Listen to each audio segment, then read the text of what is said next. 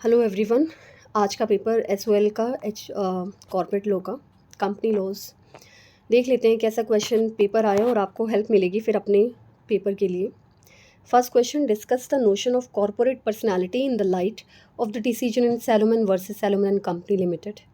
तो corporate personality in the light of decision making, वही question है, बार बार घुमा फिरा के लैंग्वेज चेंज करके दे रहे हैं कि how company is different from its members, how company is a separate legal entity.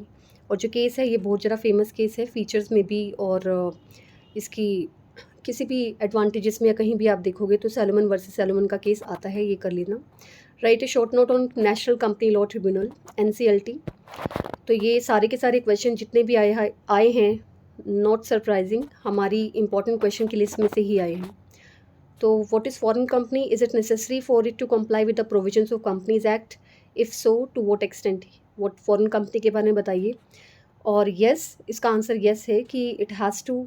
Foreign company अगर बाहर रजिस्टर होती है और इंडिया में आके काम करती है तब भी उसे कंपनीज एक्ट के रूल्स और रेगुलेशन फॉलो करने पड़ते हैं। If so to what extent, वो सब कुछ आ सकता है इसमें जो जो कंपनी लॉज में दिया गया है। जैसे आप रिपोर्ट मैंडेट करते हो, एजीएम रखते हो, या फिर इस तरह की वोटिंग कराते हो, वो सब चीज़ें आएंगी उसमें। प्रोमोटर्स, ऑडिटर्स, इन सब चीज़ों के लिए। Question number 2, who is promoter, discuss his legal position in relation to a company which he promotes.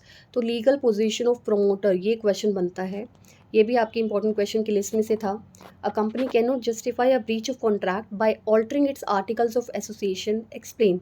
One short revision में मैंने ये क्वेश्चन डाला है, उसके आंसर आप यहाँ से देख सकते हो कि कंपनी ब्रीच ऑफ कॉन्ट्रैक्ट नहीं जा सकती और अपने आर्टिकल्स ऑफ एसोसिएशन को ऑल्टर नहीं कर सकती अपने कॉन्ट्रैक्ट की ब्रीच को जस्टिफाई करने के लिए। ये आंसर है इसका।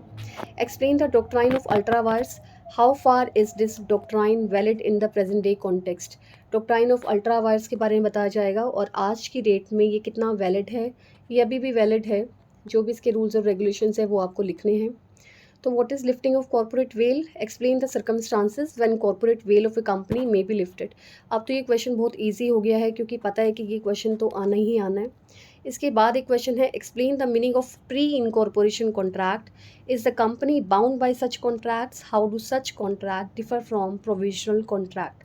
तो प्री कॉर्पोरेशन कॉन्ट्रैक्ट कौन से होते हैं, जो कंपनी फॉर्मेशन होने से पहले किए जाते हैं। तो कंपनी इन कॉन्ट्रैक्ट्स के लिए बाउंड नहीं होती, हालांकि कुछ स्पेशल रूल्स है, प्रोविज़न है इसके लिए, उसके अकॉर्डिंग वो कुछ इस तरह का एग्रीमेंट बना सकती है, उसकी पेमेंट बाद में दे सकती है, but legally it's not bound. How do such contract differ from provisional. Provisional क्या होते हैं, जब आप एस्टेब्लिशमेंट के बाद जो कॉन्ट्रैक्ट करते हो और सर्टिफिकेट लेने से पहले जो कॉन्ट्रैक्ट होते हैं वो प्रोविजनल होते हैं। तो आप रिवीजन में देख सकते हो, ये भी क्वेश्चन मैंने उसमें डाला हुआ है।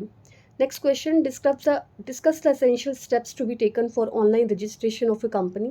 3 इसके स्टेप है, spice method, non traditional method जिसको आप नॉन स्पाइस मेथड भी बोलते हो, साथ ही एक और मेथड है, तीसरा method. Doctrine of indoor management is oppose to that of doctrine of constructive notice. दोनों बिल्कुल डिफरेंट है, एक दूसरे के अपोजिट है और इनकी एक्सेप्शंस आपको बतानी है। Then a prospectus must state truth and nothing but truth, do you agree, explain. ये मिस स्टेटमेंट वाला क्वेश्चन हो गया आपका, घुमा फिरा के पूछा गया कि प्रोस्पेक्टस सच्चा होना चाहिए, इसके अलावा कुछ नहीं होना चाहिए उसमें। यस, एग्री करो और उसके ऊपर फिर बताओ कि अगर प्रोस्पेक्टस में मिस स्टेटमेंट होती है तो उसके लिए फिर क्या प्रोविज़न बनते हैं, कौन कौन इसके लिए लाइबल होगा, कंपनी कैसे लाइबल होगी, डायरेक्टर्स कैसे लाइबल होंगे। Then next question, what do you mean by forfeiture of shares? Explain the requirements of a valid forfeiture of shares by the company. तो forfeiture of shares क्या है, हम बता चुके हैं। क्या क्या इसके प्रोविजंस है, कंपनी कैसे कर सकती है, तो ये हमने काफ़ी डिस्कस किया है। जो आज वीडियो डली है वन शॉट रिवीजन, उसमें इसका आंसर दिया हुआ है। नेक्स्ट क्वेश्चन का आंसर भी वही है, राइट शेयर और बोनस शेयर्स में क्या डिफरेंस है। राइट शेयर्स कौन से होते हैं, राइट शेयर्स वो शेयर्स होते हैं जो कंपनी एक अधिकार दे देती है अपने एग्जिस्टिंग शेयर होल्डर्स को कि हम बाकी दुनिया को देने से पहले आपको राइट दे रहे हैं कि आप परचेज कर लो। और बोनस शेयर्स होते हैं गिफ्ट, एज अ गिफ्ट दे दिया और शेयर होल्डर को बोनस शेयर्स के लिए पे नहीं करना पड़ता और राइट शेयर्स के लिए पे करना पड़ता है। Then write a note on red herring prospectus and shelf prospectus.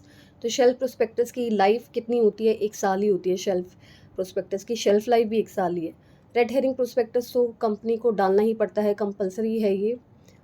इसके भी आंसर मैं आपको रिविजन्स में दे चुकी हूँ ऑलरेडी। जो हमारी इंपॉर्टेंट क्वेश्चन की लिस्ट थी उसमें ये आंसर थे।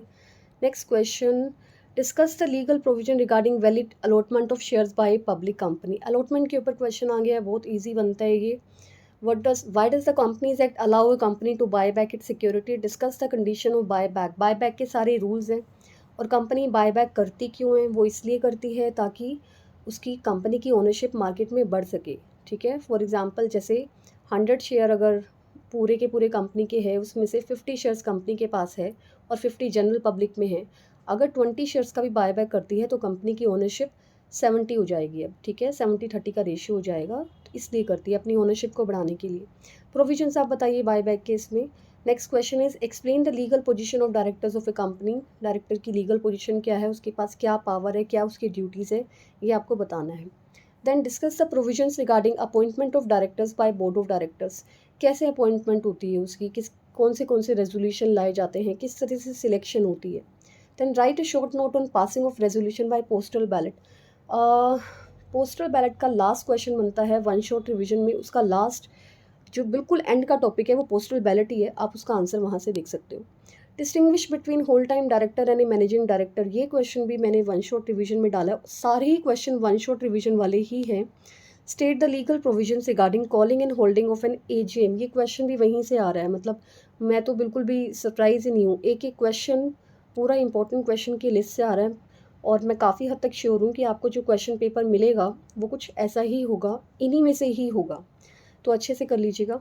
तो AGM क्या होती है, AGM को बुलाने के क्या प्रोविजंस है, और अगर AGM ना बुलाई जाए तो उसके क्या रूल्स और रेगुलेशंस है। तो कॉन्सिक्वेंसेस ऑफ डिफ़ॉल्ट में बच्चे आएगा आपका कब ट्रिब्यूनल कब बुला सकता है AGM।